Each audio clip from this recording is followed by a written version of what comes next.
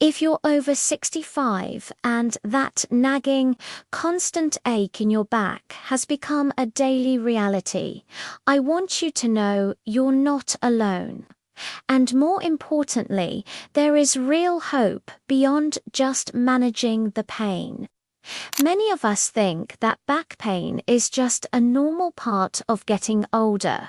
But what if I told you that in many cases, it's not the back itself that's the primary problem? It's often a sign that other areas, like your core, hips, and even your legs, have become weaker over time. When your legs and hips aren't strong enough to support you, your lower back is forced to pick up the slack, day in and day out.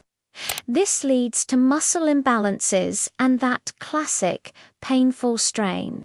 And I know how tempting it is to reach for pain medication.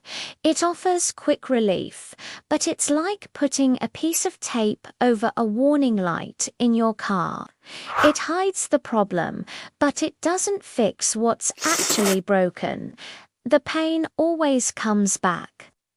The good news is we can address the root cause. We're going to work together today on 3 gentle, incredibly effective exercises that do not just mask the pain they are designed to. Correct the imbalances that are causing it in the first place, giving you a real, lasting solution. And you won't need any special equipment, just a sturdy chair and a bit of wall space. So let's get started on the path to feeling better. Our first exercise is the chair squat. Now, this might seem simple, but it is one of the most powerful movements you can do for your lower back. Think about how many times a day you get up from a chair, a sofa, or the bed. If your legs are weak, especially your glutes, the big muscles in your buttocks, your lower back has to strain and pull to lift your body weight. Over and over, this compensation pattern leads to chronic pain and inflammation.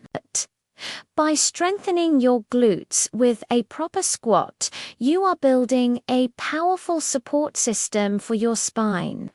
Strong glutes act like a protective corset, stabilizing your pelvis and taking the pressure directly off your lower vertebrae. Let's do it together. Stand in front of a sturdy chair, feet about shoulder width apart. Keeping your chest up and your back straight, I want you to hinge at your hips as if you're about to sit down. Slowly lower yourself until you just touch the chair, but don't fully sit. Then, powerfully push through your heels to stand back up, squeezing your glutes at the top. The key here is to keep your back straight, never letting it round. If you have existing pain, only go down as far as you feel comfortable. Even a small movement is beneficial. As you lower, imagine your spine decompressing, creating space between each vertebra. This isn't about speed, it's about control. Try to perform 8 to 10 slow, controlled repetitions. You're not just doing an exercise. You're retraining your body to move correctly, protecting your back with every step you take. Next, we're moving to the wall for our second exercise, the wall push-up. This is fantastic for correcting something I see all the time, often called forward head posture. Years of sitting, looking down at phones, or hunching over a desk cause our chest muscles to tighten and the muscles in our upper back to weaken. This pulls our shoulders forward and makes our head jut out, creating a rounded upper spine. This posture puts immense strain on your neck and upper back, leading to constant aches and fatigue. A wall push-up strengthens your chest, shoulders, and, most importantly, the muscles around your shoulder blades, which are essential for pulling your shoulders back into proper alignment. Let's try it. Stand facing a wall about arm's length away. Place your palms flat on the wall, slightly wider than your shoulders.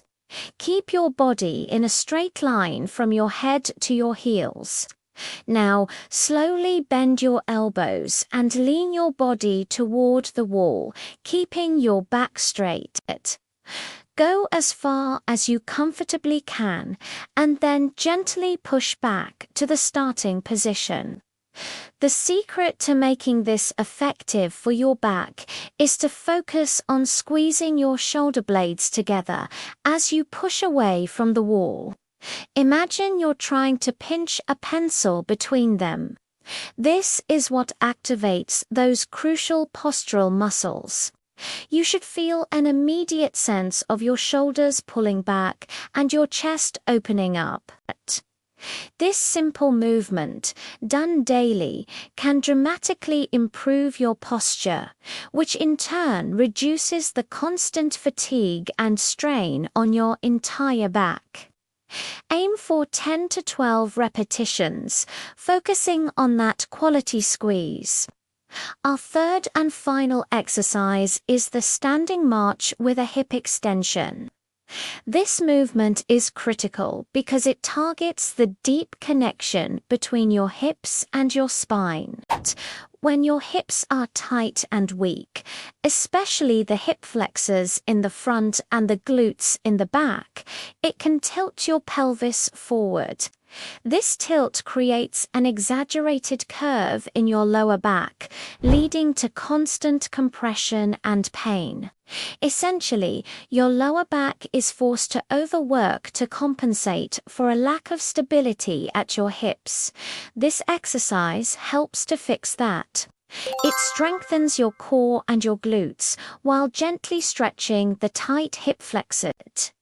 This helps to build what physical therapists call a natural back brace, a strong, stable midsection that protects your spine from jarring movements and poor mechanics. Here's how we do it. Stand tall, perhaps holding onto a wall or a sturdy chair for balance. Engage your core by gently pulling your belly button in towards your spine. Now, slowly lift one knee up towards your chest, like you're marching in place. Don't go so high that you have to round your back.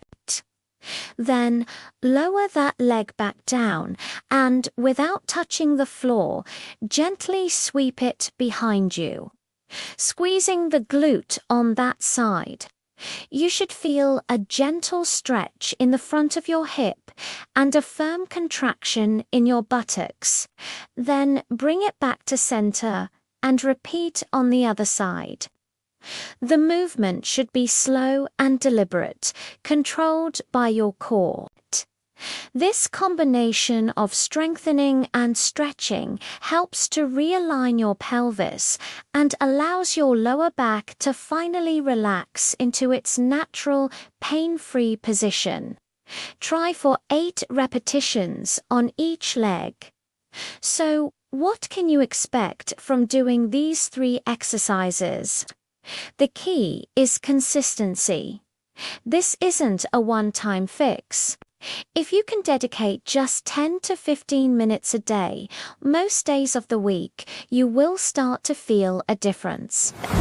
During the first week, you might feel some gentle muscle soreness, which is good, means you're activating muscles that have been dormant. By weeks 2 to 4, many people report a significant reduction in their daily background pain. They notice they can stand for longer, bend with more ease, and get out of a chair without that familiar wince of pain. Remember, consistency is far more important than intensity. Gentle, daily movement is what heals. Of course, it's important to listen to your body. If you experience any sharp, shooting pain, numbness, or tingling, you should stop immediately and consult with your doctor. These exercises are wonderfully effective for muscular and postural back pain, but it's essential to rule out other issues. But for so many, reclaiming a pain-free life is absolutely within reach, without surgery or a lifetime of pills. Thank you so much for joining me today. I truly hope these exercises bring you the relief you deserve. If you found this helpful, please give it a thumbs up and consider subscribing for more tips on living an active, vibrant life at any age.